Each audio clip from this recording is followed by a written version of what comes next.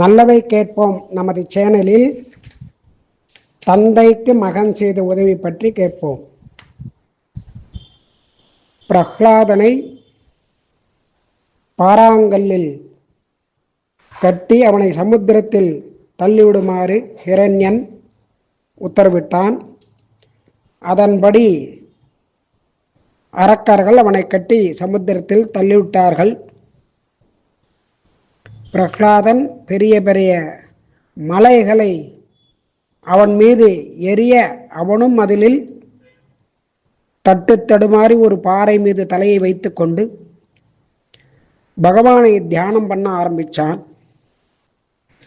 அவனுக்கு எப்பொழுதெல்லாம் கஷ்டம் வருகிறதோ அப்பொழுதெல்லாம் பகவானை தியானிப்பது வழக்கம். நமக்கு நல்ல பகவத் அனுபவம் வரணும், உலகப்பற்று போக வேண்டும் அப்படின்னா பகவானை நினைக்கணும். பகவான் எப்படிப்பட்டவன் அப்படின்னு கேட்டால், நல்லது தீயது, அதாவது சொர்க்கம் நரகம், இப்படி ஒன்றுக்கொன்று விரோதமாக இருக்கக்கூடியதான விபூதிகளை உடையவன் எம்பெருமான் என்று நம்மாழ்வார் அனுபவிக்கிறார். உண்மையாய் இன்மையாய் அல்லனாய் அப்படின்னு திருவெண்ணகரப்பனை அனுபவிக்கிறார் ஆழ்வார். அதுல நல்குரவாய் அப்படிங்கிற பதிகத்திலே பகவான் வறுமையாகவும் செல்வமாகவும் இருக்கக்கூடியவன். அந்த மாதிரி இங்க பிரஹ்லாதன் நிருசிம்மனை அனுபவிக்கிறான். வியக்தாவியக்தஸ்வரூபி, வித்யா வித்யாஸ்வரூபி, பாவ அபாவஸ்வரூபி, இப்படி பல ஸ்வரூபமாக இருக்கக்கூடிய எம்பெருமானே அப்படின்னு அனுபவிக்கிறான். இப்படி பகவான் அவன் அனுபவிச்சுண்டு வரும்பொழுது அப்படி கஷ்டப்படக்கூடியதான அந்த பிரஹ்லாதனுக்கு அனுக்கிரகம் பண்ண வேண்டும் அப்படின்னு அந்த ஸ்ரீஹரி பகவான் அந்த பாலகனுக்கு பிரத்யட்சமாக ஒரு காட்சியை கொடுத்தான். நெடுங்காலமாக பகவானை சேவிக்க வேண்டும், பார்க்க வேண்டும், அவனிடம் பேச வேண்டும் என்று எதிர்பார்த்திருந்த பிரஹ்லாதன் இப்படி எம்பெருமானை நேரில் கண்டவுடன் அவனுக்கு பேசுவதற்கு நாய் எழவில்லை, சொற்கள் சரியாக வரவில்லை. அந்த நிலையிலும் விஷ்ணுவே நமஹா அப்படின்னு ஸ்ரீஹரிஹி அப்படின்னு ஸ்தோத்திரம் பண்ணினான். உடனே பகவானே, உன்னுடைய திருவடியை அடைந்தவர்கள் எந்த விதமான துன்பமும் இல்லாமல் துக்கமும் அடையாமல் சந்தோஷத்தை அடைவார்கள், அப்படி அனுகிரகிக்கக்கூடியவன், நீ எனக்கும் அனுகிரகம் பண்ண வேண்டும் அப்படின்னு பிரார்த்திக்கிறான். எம்பெருமானிடத்துல எதையுமே பிரார்த்திக்க கூடாது, ஆனால் இவன் பக்தி வேணும் அப்படிங்கிறான். பக்தியோட இருந்தான், எதுவும் பிரார்த்திக்கல, பக்தியோட இருந்தான். என்னை கடாட்சிக்க வேண்டும் அப்படிங்கிறான். அதுதான் அனுகிரகம் அப்படிங்கிறான்.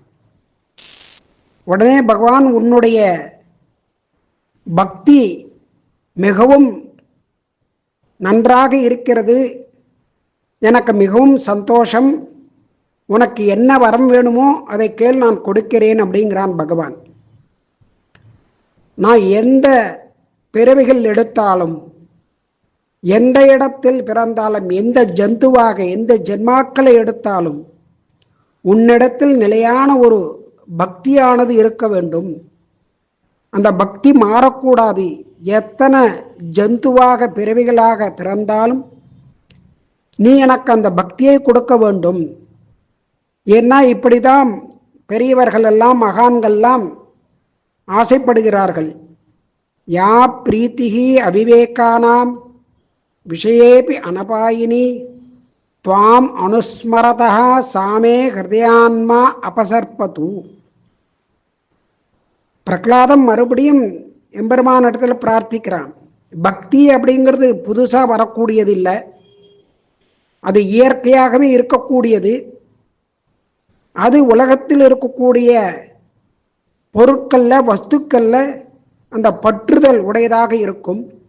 அந்த மாதிரி உலகப்பற்று இல்லாமல் பகவானிடத்தில் அந்த பற்றை நாம் செலுத்தினோமானால் அந்த அன்புதான், அந்த பிரீத்தி தான் பக்தி. பகுத்தறிவு இல்லாதவர்கள், அவிவேகானாம், பகுத்தறிவுகள் இல்லாதவர்கள் மற்ற விஷயங்களில் ஆசைப்படுவார்கள், தன்னுடைய புத்தியை செலுத்துவார்கள். ஆனால் பண்டிதர்கள், கற்றறிந்தவர்கள் பரமனிடத்திலேயே அதை செலுத்துவார்கள், பக்தி செய்வார்கள். அதனால் நீ எனக்கு அதை அனுகிரகிக்க வேண்டும் அப்படின்னு பிரார்த்திக்கிறான். பிரகலாதனுடைய அந்த பிரார்த்தனை கேட்ட பகவான், நீ எதை விரும்புகிறாயோ எல்லாவற்றையும் கொடுக்கிறேன், நீ வரத்தை கேளுங்கிறார். உடனே பிரகலாதன் என்ன பண்றான், இந்த சமயத்தில் ஒரு சரியான ஒரு வரத்தை கேட்கணும் அப்படின்னு எம்பெருமான இடத்துல ஒரு பிரார்த்தனை பண்றான். என்ன பிரார்த்தனை பண்றான்னா, பகவானே, நான் உன்னை எப்பெல்லாம் நினைக்கிறேனோ, ஸ்தோத்திரம் பண்றேனோ, அப்பெல்லாம் உன் பெயரை சொல்லும் பொழுதெல்லாம் என்னுடைய தந்தை துவேஷப்பட்டு எனக்கு பல வகையான துன்பங்களை கொடுத்திருக்கிறார். அதன் மூலமாக பல பாவங்களை செய்திருக்கிறார். பல ஆயுதங்களை எல்லாம் என் மேல் எரிந்திருக்கிறார். அக்னி பந்தத்தை எல்லாம் என் மீது வீசியிருக்கிறார். பல தீங்குகளை எல்லாம் செய்திருக்கிறார். உன் பக்தனான என்னை மிகவும் வெறுத்தார், வெறுப்பை காட்டினார்.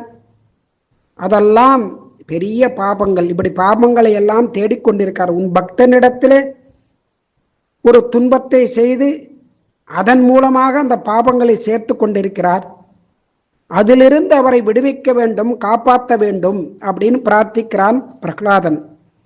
மயி துவேஷானுபந்தோபூத் சம்ஸ்துதௌ உத்யதே தவ மத் பிதுஹு தத்கிருதம் பாபம் தேவ தஸ்ய பிரணஷ்யது. எம்பெருமானே அவருடைய பாபத்தெல்லாம் போக்க வேண்டும். சஸ்திராணி பாதிதானி, ஆயுதங்களெல்லாம் என் மேலே எரிஞ்சிருக்கார். அங்கே க்ஷிப்தோ சாக்னி சம்ஹதவு, அக்னி பந்தங்களெல்லாம் என் மேலே தூக்கி போட்டிருக்கார். தம்சிஜத்தௌரகை தத்தம், விஷப்பாம்புகளை விட்டு கடிக்க விட்டிருக்கார். எத்விஷம் மம போஜனே, என்னுடைய ஆகாரத்தில் விஷத்தை கலந்து கொடுத்திருக்கார். பத்வா சமுத்திரே யத் சிப்தா, ஒரு கல்லில் என்னை போட்டு கட்டி சமுத்திரத்தில் தள்ளி விட்டார். எச்சிதோஸ்மிசிலோச்சயை அந்யானி சாபி அசாது இது யானி யானி கிருதானி மே, இப்படி பலவிதமான பாவங்களை எல்லாம் பண்ணியிருக்கார் என்னிடத்திலே.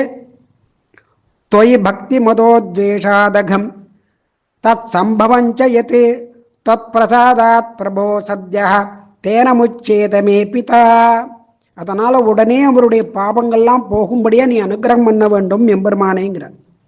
உடனே பகவான், பிரகலாதா சர்வமேதத்தே மத் பிரசாதாதகா பவிஷ்யதி, எல்லாமே உனக்கு என்னுடைய அனுகிரகத்தினால கிடைக்கும்.